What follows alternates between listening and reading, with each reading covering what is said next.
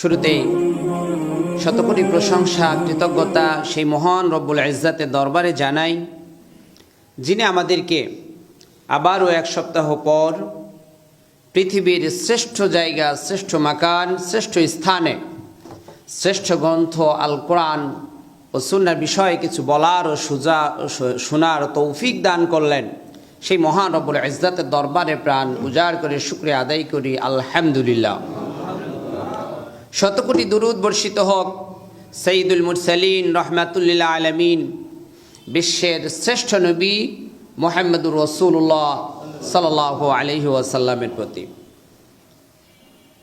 মোহতারাম মুআজ্জাজ হাজিরিন, আমরা প্রতি সপ্তাহে একটি বিষয়কে সামনে রেখে কথা বলি।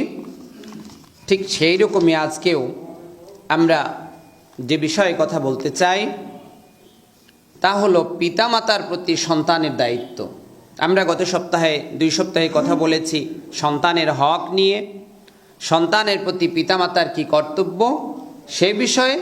আজকে আমরা কথা বলবো পিতামাতার প্রতি সন্তানের কি কর্তব্য, কি দায়িত্ব সে বিষয়ের উপরে। ওমা তৌফিকুনা ইল্লা বিল্লাহ। রব্বি ইশরাহ লি সাদরি ওয়া ইয়াসসির লি আমরি ওয়াহলুল উকদাতাম মিন লিসানি ইয়াফকাহু কওলি। আজ 10 জানুয়ারি 2025 খ্রিস্টাব্দ, 26শে পৌষ 1431 বঙ্গাব্দ, 9 রজব 1446 হিজরি। আল্লাহ সুবহানাহু ওয়া তাআলা আমাদেরকে পৃথিবীতে পাঠিয়েছেন, যে পৃথিবীতে পাঠানোর মাধ্যম তা হলো বাবা মা। এই বাবা মার প্রতি একজন সন্তান হিসেবে তার দুনিয়ায় দুইভাবে দায়িত্ব রয়েছে। একটি হলো পিতামাতা বর্তমান বেঁচে থাকা অবস্থায় পিতামাতার প্রতি আমাদের দায়িত্ব, আরেকটি হলো পিতামাতা পরলোক মৃত্যুবরণ করার পরেও তাদের প্রতি আমাদের দায়িত্ব। এই দায়িত্বর বিষয়ে আল্লাহ সুবহানাহু ওয়া তাআলা কোরআন মাজিদের ভিতরে অনেকগুলো বিষয় তুলে ধরেছেন। সেই দায়িত্বগুলোকে যদি পয়েন্ট আকারে বলতে চাই তাহলে 1 নম্বর দায়িত্ব হলো সন্তান হিসেবে আমাদের জন্য দায়িত্ব পিতামাতার প্রতি শ্রদ্ধাশীল হতে হবে। এই শ্রদ্ধাশীল হওয়ার বিষয়ে আল্লাহ সুবহানাহু ওয়া তাআলা কোরআন মাজিদের ভিতরে তিনি অত্যন্ত সুন্দর করে তুলে ধরেছেন। তিনি বনী ইসরাইলের ভিতরে বলছেন, ওয়াকাদা রাব্বুকা আল্লা তা'বুদু ইল্লা ইয়াহু ওয়া বিল ওয়ালিদাইনি ইহসানা। আল্লাহ সুবহানাহু ওয়া তাআলা তোমার প্রতি ফয়সালা দিয়েছেন, নির্দেশ দিয়ে দিয়েছেন। নির্দেশটা কি?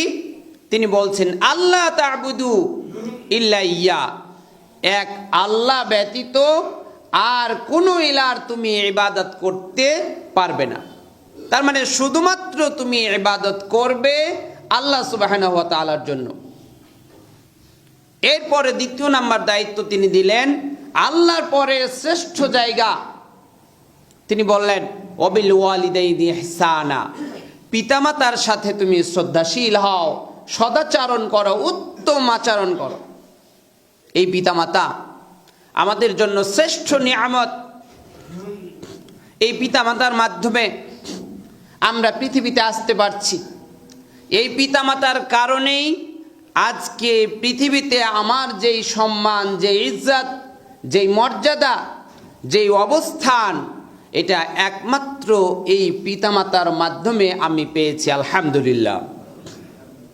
আল্লাহ রাব্বুল আলামিন এই অঙ্গীকার করে নিয়েছেন পিতামাতার সাথে সুন্দর আচরণ করব, সে বিষয়ে আল্লাহ অঙ্গীকার নিয়েছেন। আল্লাহ বনী ইসরাইলকে উল্লেখ করে বলছেন, ওয়াইযা খাযনা মিসাক বানি ইসরাঈল লা তা'বুদু ইল্লাল্লাহ ওয়া বিল ওয়ালিদাইনি ইহসানা। আল্লাহ রাব্বুল আলামিন তার নবীকে বললেন, স্মরণ করো, আখাযনা মিসাক বানি ইসরাঈল, আমি বনী ইসরাইলের কাছে অঙ্গীকার নিলাম, তাদের কাছে ওয়াদা নিয়েছি তোমরা আল্লাহ ব্যতীত আর কারো সাথে আর কারো ইবাদত করবে না। আর শুধুমাত্র তারপরে যেটি বললেন সেটা হলো পিতামাতার কথা, পিতামাতার সাথে সদাচরণ করবে। আল্লাহ রাব্বুল আলামিন আরো বলছেন, ওয়া'বুদুল্লাহা ওয়া লা তুশরিকু বিহি শাইআন ওয়া বিল ওয়ালিদাইনি ইহসানা। পিতামাতা আল্লাহর পরে এই পৃথিবীতে সবচেয়ে বড় নিয়ামত, সবচেয়ে বড় সম্মানের যে জায়গা সেটা হচ্ছে আল্লাহর পরে পিতামাতা। আল্লাহ রাব্বুল আলামিন এই কথাটি বললেন অত্যন্ত সুন্দর করে সূরা নিসার ভিতরে 36 নম্বর আয়াতে। তিনি বললেন, ওয়া'বুদুল্লাহ, তোমরা আল্লাহর ইবাদত করো, আল্লাহর আনুগত্য করো, দাসত্ব করো। ওয়ালা তুশরিকু বিহি শাইআন, আর এই আল্লাহর সাথে আর কাউকে তুমি শরীক করবে না। ওয়া বিল ওয়ালিদাইনি ইহসানা, আর এরপরে তিনি বললেন পিতা মাতার সাথে তুমি সুন্দর আচরণ করো। ভাইরা আমার, এই পিতা মাতা যদি আপনাকে দুনিয়াবি কোনো কাজে নির্দেশ করে সবগুলো বিষয় আপনাকে মানতে হবে, যেটা ভালো।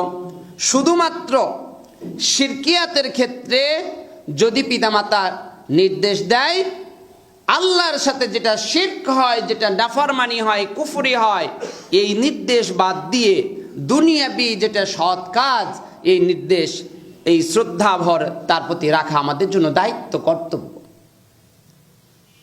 নবীগণের বৈশিষ্ট্য ছিল, নবীগণও পিতামাতার প্রতি শ্রদ্ধাশীল ছিলেন।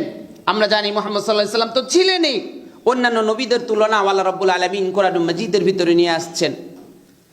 ইয়াহইয়া একজন নবী ছিলেন। ইয়াহইয়া আলাইহিস সালাম সম্পর্কে আল্লাহ রাব্বুল আলামিন কোরআনে বলছেন, ইয়া ইয়াহইয়া খুযিল কিতাবা বিকুওয়া ওয়া আতাইনাহুল হুকমা সাবিয়্যা ওয়া হানানাম মিন লাদুন্না ওয়া যাকা ওয়া কানা তাকিয়্যা ওয়া বাররাম বিওয়ালিদাতি ওয়া লাম ইয়াকুন জাব্বারান আসিয়্যা। আল্লাহ রাব্বুল আলামিন ইয়াহইয়ার কথা বলছেন, আমি তাকে শৈশবে জ্ঞান দিয়েছিলাম, শৈশবে তাকে হিকমা দিলাম, তার প্রতি দয়া করলাম, অনুগ্রহ অনুকম্পা দিলাম। ওয়া বাররাম বিওয়ালিদাতি, সে ছিল তার পিতা মাতার আনুগত্যশীল। ঈসা আলাইহিস সালামের কথা আল্লাহ তুলে ধরছেন কোরআনের ভিতরে। ঈসা আলাইহিস সালাম বলছেন, ওয়া উসানি বিসসালাতি ওয়াজ যাকাতি মা দুমতু হাইয়া ওয়া বাররাম বিওয়ালিদাতি। ঈসা আলাইহিস সালাম তিনি ওই ছোট্টকালে বললেন, আল্লাহ রাব্বুল আলামিন আমাকে নির্দেশ দিয়েছেন, ওয়া উসানি বিসসালাতি ওয়াজ যাকাত, সালাত এবং যাকাতের বিধান প্রতিষ্ঠা করার জন্য, ততদিন আমি এই পৃথিবীতে বেঁচে থাকবো ততদিন পর্যন্ত। ওয়া বাররাম বিওয়ালিদাতি, এবং আমি আমার পিতামাতার প্রতি শ্রদ্ধাশীল হব, এ আল্লাহ আমাকে নির্দেশ দিয়েছেন। তাহলে 1 নম্বর পয়েন্টের কথা হলো যে পিতামাতার প্রতি, সন্তানের প্রতি দায়িত্ব হচ্ছে বাবা মার প্রতি, পিতা মার প্রতি শ্রদ্ধাশীল হতে হবে। ভাইরা আমার, 2 নম্বর কাজ, পিতামাতাকে ভালোবাসতে হবে। সন্তান, এই সন্তানের অন্যতম দায়িত্ব হচ্ছে পিতামাতাকে সে সবচেয়ে বেশি ভালোবাসবেন দুনিয়ার ভিতরে। আবার ভুল বুঝবেন না, আল্লাহ এবং তার রসুলের বিধান হচ্ছে আল্লাহ এবং তার রসুলকে সবচেয়ে বেশি ভালোবাসতে হবে দুনিয়া সব কিছুর ওপরে, ধর্মীয় দৃষ্টির কথা বলেছি। আর দুনিয়ায় এরপরে সবচেয়ে বড় জায়গা হলো পিতামাতা। নবী সাল্লাল্লাহু আলাইহি ওয়াসাল্লামকে প্রশ্ন করা হলো, একজন সাহাবী প্রশ্ন করলেন, মানা হাকুন নাসি বিহুসনি সাহাবাতি, হে আল্লাহ নবী, আমার কাছে সবচাইতে বেশি হকদার, সবচাইতে ভালোবাসা অধিকার পাওয়ার মানুষকে? নবী সাল্লাল্লাহু আলাইহি ওয়াসাল্লাম বলেন, ক্বালা উম্মুক, তোমার মা। ক্বালা সুম্মা মান, ওই রাবী বর্ণনাকারী আবার প্রশ্ন করলেন, এরপরে কে? তিনি বললেন, সুম্মা উম্মুক, তোমার মা। আবার বললেন, ক্বালা উম্মুকা, তিনি বললেন, ক্বালা সুম্মা উম্মুক, 3 বার মায়ের কথা বললেন। এরপরে বললেন, আবার ওই রাবী জিজ্ঞাসা করলেন, ক্বালা সুম্মা মান, তিনি বললেন, এরপরে কে? তিনি বললেন, ক্বালা আবুক। মুত্তাফাকুন আলাইহি, বুখারী এবং মুসলিমের